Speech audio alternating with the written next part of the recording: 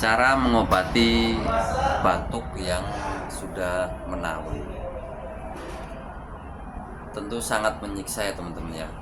Kalau kita mengalami batuk apalagi nggak sembuh-sembuh gitu ya.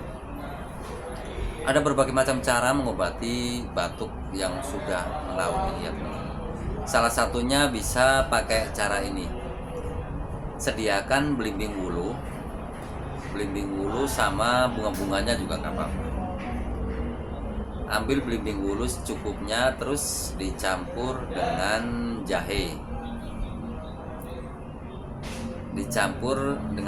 Terus direbus ya teman-teman ya.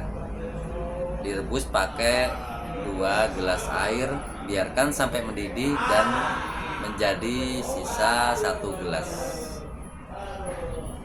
Biarkan sampai hangat, terus nanti bisa ditambahin dengan madu.